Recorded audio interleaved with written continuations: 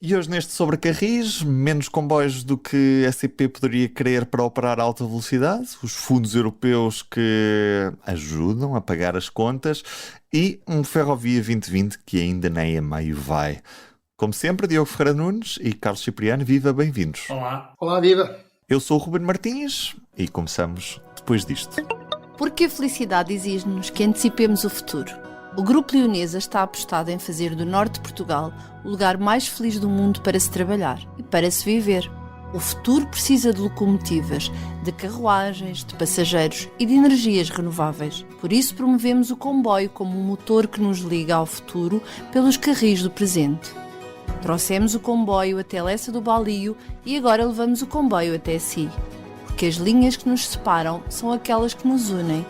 O Grupo Leonesa patrocina o podcast sobre Carris. O Ministro das Infraestruturas, Miguel Pinto Luz, esteve na Assembleia da República na última semana, Diogo, e veio com uma notícia que pode não ser a mais agradável para a CP. Por um lado, a boa notícia foi que chegaram a acordo com os sindicatos, a greve que estava convocada na semana passada foi cancelada a meio, portanto, por esse aspecto, ótimo. Mais ou menos a meio, porque ainda houve alguns revisores a fazerem greve, por exemplo, na quarta-feira. Portanto, tivemos ali um dia assim um bocadinho atípico. Em qualquer dos casos, esperemos que a paz social volte à empresa e pelo menos este ano, até ao final do ano, não haja mais percalços neste aspecto. Mas o importante e a notícia que sai desta audição em relação à ferrovia é a CP poderá não ter tantos comboios como aqueles que desejava para operar a alta velocidade. Mais uma vez relembrar que os serviços de alta velocidade são comercialmente puros, ou seja, o Estado não pode subvencioná-los. E, portanto, Diogo, o que é que isto quer dizer na prática? É o Estado a dizer à CP: vocês é melhor não comprarem muitos comboios porque não vai ser necessário, os privados asseguram, é isso? Eu acho que o Ministro quis dizer, queridos, encolhi a CP, porque quanto menos comboios a CP comprar, menos receitas poderá obter, menos autonomia financeira poderá ter, porque o serviço de alta velocidade é um serviço comercial e tudo o que for benefícios, lucros que a CP consiga deste serviço são fundamentais para que a empresa dependa cada vez menos de subsídios, de subvenções do Estado, porque a CP é suposto caminhar de alguma forma para a sua independência financeira, para não ser necessário nos serviços que naturalmente apresentam prejuízo, mas financeiro, mas têm outros benefícios socioeconómicos, sobretudo na ligação com as regiões do interior do país, nomeadamente os serviços regionais. E o que o Ministro veio aqui dizer parece que veio tirar de alguma forma o tapete à CP. É basicamente isto que veio fazer, além de duas coisas muito preocupantes. Uma é o Ministro referir que a CP, se comprasse 16 comboios, ficaria com 80% da cota de mercado. Como é que o Ministro sabe disto? Ninguém está a ver como, nem nas economias mais estatizantes.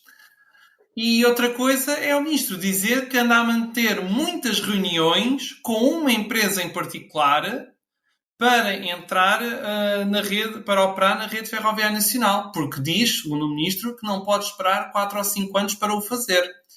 Ora, recordar que desde 2019 o mercado ferroviário nacional está liberalizado, ou seja, quem quiser pode vir concorrer, apresenta-se à AMT, ao IMT, e depois verifica se há canais disponíveis ou não. Mas que a gente saiba, só houve uma candidatura para a linha do Norte e para o eixo entre Braga e Faro e que não foi aceito porque simplesmente não há espaço no canal. Pois, a questão é essa, é por muita liberalização que existe, não existe espaço atualmente, não é? Daí a importância da alta velocidade. Mas isto na prática, Carlos Cipriano, mostra que o Ministro quer cortar as pernas à CP, quer dar gás a algum operador privado em particular. Tivemos aquele artigo também publicado no Público do antigo Secretário de Estado das Infraestruturas, Frederico Francisco, que de certa maneira vai criticar esta vista a posição do atual ministro. Como é que olhas para isto tudo, Carlos Cipriano? Bom, aparentemente o ministro parece andar com os privados ao colo para que estes entrem no mercado ferroviário de passageiros, que, como disse o Diogo, é um mercado que está perfeitamente liberalizado. Obviamente que tem dificuldades, tem barreiras à entrada, sim, é necessário oficinas, é necessário canais horários, é necessário comprar comboios, é necessário muita papelada e muita burocracia em termos de certificados e tudo isso, ou seja, o mercado, neste caso, não se abre uma empresa de caminhos de ferro como se abre um restaurante. Eu julgo até que o Adam Smith, se voltasse cá, olharia para isto e diria, bom, isto da mão invisível se calhar não se aplica às empresas ferroviárias ou aos caminhos de ferro. Mas pronto, seja como for, eu nada tenho contra o mercado, contra a concorrência, não de forma alguma. Já disse aqui várias vezes que gosto de comboios de todas as cores e, portanto, eu ficaria até bastante satisfeito de um dia ver circular comboios da B-Rail, comboios da Renfe, comboios da CP. Isso nada me choca, estou perfeitamente de acordo com isso. Agora, o que eu acho estranho é o ministro Miguel Pinto Luz vir cercear a CP dizendo não podes comprar tantos comboios, e pergunto-me então qual é o número de comboios que o senhor ministro entende que a CP deve comprar. Ou seja, compete a um governante decidir o número de comboios que uma empresa por si tutelada deve comprar? Compete ao ministro decidir qual é a cota de mercado ideal para a empresa que tutela? Ou seja, eu julgo saber que a CP tem um plano de negócios para a linha de alta velocidade e, portanto, para comprar comboios de alta velocidade. Esse plano de negócios inclui o endividamento da empresa na banca, que depois permitirá amortizar esse investimento, e há cálculos feitos que dizem que será um investimento muito rentável, até com uma elevada taxa interna de rentabilidade. E, portanto, o que o ministro tem que fazer é deixar a CP atuar e ir acompanhando, como é óbvio, como na sua função de governante, mas não tem que estar a cortar-lhe as pernas, não tem que tirar o tapete, tem que aprovar ou não aprovar esse plano de negócios. E esse plano de negócios, de facto, implica a compra de uma série de comboios que a empresa já definiu, e não parece que seja um governante que agora vá dizer, olha, compras menos ou compras mais, ou a cota de mercado deve ser tal. Portanto, claramente essa não é a função de um ministro. Depois, Carlos, lembrar também que noutras alturas também havia ministérios a dizer, bem, se calhar é melhor não comprar tantos rodados, se calhar é melhor não comprar tantas, não é? Era diferente, obviamente. É diferente, isso era mais a parte das finanças, que até para se comprar uns parafusos era necessário pedir autorização às finanças, e penso que isso continua a acontecer, não é? Agora, a questão é a seguinte, quer dizer, o Sr. Ministro, já que gosta tanto da concorrência, e nós também gostamos, deixa a concorrência atuar, não tem que andar a oferecer um tapete vermelho aos concorrentes da CP. Aliás, isso é função não do Governo, mas sim da AMT, que é o regulador, e do IMT para as questões técnicas. E, portanto, os operadores que queiram entrar no mercado português, é com eles que devem dialogar, não diretamente com o governante.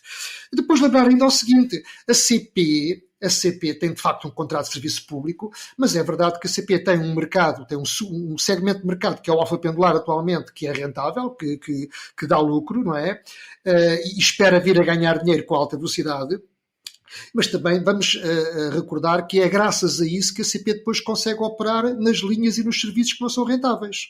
O ex-presidente da CP, Manuel Queiró, que foi deputado do CDS e, portanto, não é propriamente um perigoso esquerdista, dizia várias vezes que a CP, graças às receitas cruzadas, graças àquilo que ganha nos serviços mais rentáveis, consegue pagar os serviços menos rentáveis. E dizia ainda outra coisa muito importante. Dizia que a CP é a empresa portuguesa que mais faz coesão territorial. Portanto, lembremos disso. Daí a minha estupefacção quando vejo um ministro tentar tirar o tapete, como diz o Diogo, à CP e intrometer-se naquilo que deveria ser a gestão quase corrente da sua administração. Aliás, eu não me lembro de em Espanha e em Itália os ministros das infraestruturas andarem a dizer: olha, Renfe, agora só compras 10 comboios. Olha, Trem Itália, agora só compras 20 comboios. Em qualquer dos casos, em resumo, como o Carlos disse, que venham os comboios de todas as cores, mas também deixem a CP trabalhar e deixem a CP, se o mercado é concorrencial, deixem a CP a... Citaste um antigo primeiro-ministro do PSD, Aníbal Cavaco Silva, já agora, com essa referência ao deixem-nos trabalhar. Diogo, entretanto, há boas notícias também vindas da União Europeia, isto porque os fundos do Connect Connecting Europe Facility, que no fundo foi aquele concurso que tivemos assim alguma pressa no início do ano em concorrer para conseguirmos ver se podíamos ou não ter fundos europeus para financiar parte da obra da primeira fase de alta velocidade. O concurso foi bem sucedido nesse aspecto e Portugal fica com 813 milhões de euros. O que é que isto na prática representa para esta obra da alta velocidade? Quer dizer que há menos gastos do orçamento do Estado e menos pagamentos a fazer junto do futuro concessionário da linha, que previsivelmente, porque foi a única candidatura aceita, é o consórcio liderado pelo Mota-Engil. Pelo menos na primeira parceria pública ou privada assim será. Porque, pelo menos na primeira parceria pública-privada vai haver redução de custos, o mesmo acontecerá na segunda, e também foram atribuídos 146 milhões de euros para a quadruplicação da linha do Norte na zona de Coimbra, entre Taveiro e a entrada sul da estação de Coimbra B. É para aliviar um bocadinho os cofres do Estado. No futuro pretende-se que haja mais candidaturas para fundos europeus, mas atenção que das próximas vezes Portugal vai estar a concorrer com outros países, porque grande parte do valor agora já estava de alguma maneira reservado. Das próximas vezes é a competição com os restantes 26 países da União Europeia. E que podem ser mais países, porque a União Europeia está a tender para mais um alargamento a outros países que supostamente têm menos recursos do que nós. Portanto, poderá ser mais ou menos o mesmo dinheiro a dividir por mais países. Carlos, uma boa notícia. Sim, é uma boa notícia e surpreender-me era ao contrário, ou seja, eu acho que isto foi perfeitamente normal, a União Europeia financiar redes transeuropeias de transportes. Há muito tempo que a União defende as linhas de alta velocidade, sabe a importância da ferrovia no combate às alterações climáticas e, portanto, acho que isto, de facto, era esperado e esperemos é que, como diga agora o Diogo, no resto da linha e em futuros projetos continua a haver financiamento europeu, porque com o nosso magro orçamento de Estado será muito difícil concluir estes projetos anunciados. Passamos para o próximo tema e tu, Carlos, neste domingo fazes uma nova atualização sobre o Ferrovia 2020. Nós temos falado várias vezes, para não dizer já dezenas de vezes nestes episódios, sobre como há um certo descontrolo em uma boa parte das obras, há obras que estão muito atrasadas, os prazos são constantemente ultrapassados e portanto, chegados a agosto deste ano, ou quase em agosto, estamos a gravar ainda em julho, o que vemos é que o Ferrovia 2020 ainda nem a meio vai. De conclusão, ainda nem a meio vai. O que é que se passa? O que é que justifica tudo isto? Pois as explicações são várias e de facto não há uma explicação simples. Estas coisas são sempre bem mais complicadas do que parecem, não é? Mas sim, de facto, eu não gosto muito de usar adjetivos do tipo isto é escandaloso, é inadmissível, mas de facto é o que me ocorre. Reparem que, só para dar o exemplo da linha do Algarve, a IP está desde 2022 para eletrificar 45 km de via férrea. É só eletrificar. Já não tem sinalização. Uma linha que não tem trincheiras, taludes, pontos, túneis, etc. A parte de Vila Real de Santo António Faro são só 56 km. A IP está desde 2021, está há 4 anos para eletrificar aquele troço. Em 4 anos construiu-se a linha da Beira Alta no século XIX. Com pai e picareta, com um exército de milhares de homens, com tecnologia que não tem nada a ver com o que existe hoje. Portanto, o que é que se passa com o Oeste, com a Beira Alta, com o Évora-Elvas, com todos os programas, com todos os empreendimentos da IP no Ferrovia 2020, que atrasam-se, derrapam, ou seja, mesmo já depois de atrasados no lançamento, anunciam-se datas que não são cumpridas, fecham-se linhas, anunciam-se reaberturas em datas que também não se conseguem cumprir, e de facto a palavra que me ocorre aqui é um descontrolo. A IP não tem mão nisto. E, infelizmente, as pessoas já se habituaram a não confiar nas datas e a olhar apenas para o copo meio cheio e não para o copo meio vazio. Portanto, do ponto de vista político, é sempre fácil dizer que há obras em execução, ainda por cima, neste momento, as obras são muito visíveis e, portanto, há a ideia de que as coisas estão a ser feitas. As pessoas não têm muita noção dos brutais atrasos com que elas decorrem. Agora, a peça que tu referes, nessa peça eu procurei falar com especialistas, basicamente com engenheiros, projetistas, também com um economista, neste caso o bastonário da Ordem dos Economistas, e fui perguntar o que é que se passa, porque é que não há um sobressalto cívico no país em relação a estes atrasos, e o que é que pode explicar atrasos sobre atrasos. E as explicações são várias, algumas já são conhecidas, mas há quem diga que os estudos prévios ou os projetos estão mal feitos, não passam de estudos prévios ou de anteprojetos simplificados e que não são verdadeiros projetos e que depois, uma vez ganham os concursos, os empreiteiros têm dificuldade em executá-los. Depois, de facto, depois também há alguma litigância dos empreiteiros. Há alguns que, perante imprevistos, que eventualmente poderiam estar identificados, mas que não estavam em fase de projeto.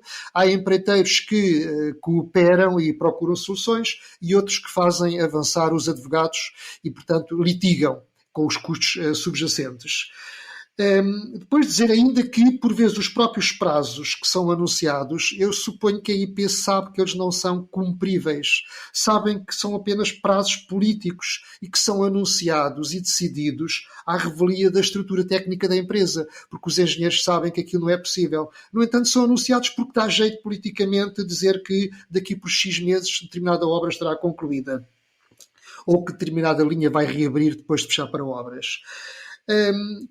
Para além dos prazos impossíveis, da litigância, dos projetos onde não há, por vezes, se calhar não há prospeções geotécnicas feitas com o rigor que deveriam para se identificarem, por exemplo, problemas nas trincheiras e nos túneis. Para além de tudo isso, depois também há os suspeitos do costume, que de facto também contam, que foi o Covid, a guerra da Ucrânia, a interrupção das cadeias logísticas, mas isso cada vez conta menos, cada vez isso já não é uma justificação, não é?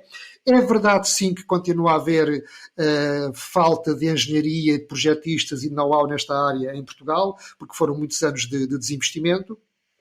Também é verdade que a IP não consegue reter engenheiros, portanto a empresa está sujeita a regras muito duras, muito precisas em relação à política de salários e, portanto, há jovens engenheiros que entram para a IP e que passado uns meses, 1 ou 2 anos, vão-se embora porque ganham mais no privado e, portanto, tudo isto contribui para este cenário que é catastrófico, é descontrolo, em que, mais uma vez, eu volto ao meu ceticismo, pergunto-me como é que se vai construir uma linha de alta velocidade até 2030, quando não se consegue fazer obras na rede convencional. Eu continuo a aguardar é que alguém chame o Conselho de Administração da Infraestruturas de Portugal ao Parlamento para vir dar explicações ao país sobre o que se passa, mas lá está, não há o tal sobressalto que vai demorando a acontecer e de assinalar que é um programa que foi apresentado em fevereiro de 2016, estamos em meados de 2024 e ainda não vai a meio, e nem sabemos se alguma vez a última obra do Ferrovia 2020 vai ficar concluída dentro desta década, porque por este andar já não digo nada. Agora, talvez haja uma oportunidade pela frente, que vai haver uma reprogramação dos fundos do Plano de Recuperação e Resiliência. Porque há muitas obras do PRR que estão atrasadas e que já não podem beneficiar destes fundos porque têm que ficar prontas até ao final de 2026. Se calhar há coisas do Ferrovia 2020 que no limite ainda podem vir a ser concluídas com fundos do PRR, porque assim não vai ao orçamento do Estado. Diogo, o problema se calhar não é a falta de dinheiro. O problema da IP é que a IP não consegue gastar o dinheiro. O problema não tem sido falta de fundos. O problema está na execução dos projetos, independentemente do seu financiamento, porque dinheiro tem havido. O problema está exatamente em fazer trabalho, gastar o dinheiro e concluir as obras. E também na falta de ambição de algumas obras, porque com tantos fundos comunitários à disposição, não aumentar a velocidade dos comboios, por exemplo, custa um bocadinho. Não, e para outras coisas em que, por vezes, é a própria IP que cerceia a capacidade do próprio caminho de ferro. Nós falámos aqui na questão das plataformas das estações, não é? Por exemplo, mas o que eu não esperava era ver a IP, em algumas estações, destruir o cais, as plataformas que existiam e encurtá-las para ficarem ainda mais pequenas. Ou seja, aquilo que já estava bem feito, foram destruir para ficar com as plataformas ainda mais pequenas. O que eu não esperava era ver, por exemplo, exemplo, coisas tão simples como alguns abrigos que estão a ser instalados em algumas linhas, estações de linhas que estão a ser modernizadas, que parecem autênticas paragens de autocarro. Abrigos que não protegem do vento nem da chuva, enquanto a estação clássica, com a sua plataforma, com o seu telheiro, ficam, digamos, quase que desafetados, porque depois os comboios param a montante ou a jusante da antiga estação. Ou seja, estes projetos são todos Não tão mal tardas, estás a chamar matacões às estações. Feitas pelo Obelix, como diria Rui Moreira sobre as estações do Metrobus do Porto. Mas o que é certo, e já agora, e já que viramos a bitola para norte, é que a linha de Leixões parece que vai ter um futuro para passageiros, Diogo, e é caso para dizer finalmente o que é que vai acontecer, como é que vai ser reposto este serviço aqui. A linha, tudo indica, vai reabrir para serviço de passageiros no final deste ano. No final de agosto vão começar as obras, como por exemplo a montagem de plataformas provisórias. Agora há aqui um detalhe, é que a partir do próximo ano, mais no final do ano, vão começar obras na linha de Leixões por causa das mercadorias, porque é necessário aumentar o comprimento das linhas em algumas estações, porque a ideia é que possam circular comboios com 750 metros de comprimento. E isso vai obrigar a acabar com passagens de nível, passarão a ser superiores ou inferiores, e isso vai ter consequências como, por exemplo, em alguns fins de semana não podem haver comboios a circular porque é necessário fazer as obras. Agora, vamos ver de que maneira é que isto vai afetar a reativação do serviço na linha de Leixões, para já entre Porto de Campanhã e Leça do Balio, e se tudo correr bem, até Leixões, por exemplo, para que possa dar ligação ao metro do Porto. Mas preparem-se porque vai haver obras na linha de Leixões depois de reabrir o serviço para os passageiros. É um erro, Carlos, ir só até Leça do Balio nesta fase e com o horizonte de obras muito próximo em relação à reabertura, ou mais vale agora começar do que nunca? Pois eu próprio tenho essa dúvida, não é? Porque um serviço que começa coxo, com pouca frequência e com o risco de vir logo a ser interrompido por causa de obras, pode ser um serviço que esteja condenado à partida e depois vai ser muito mais difícil no futuro reabri-lo como deve ser.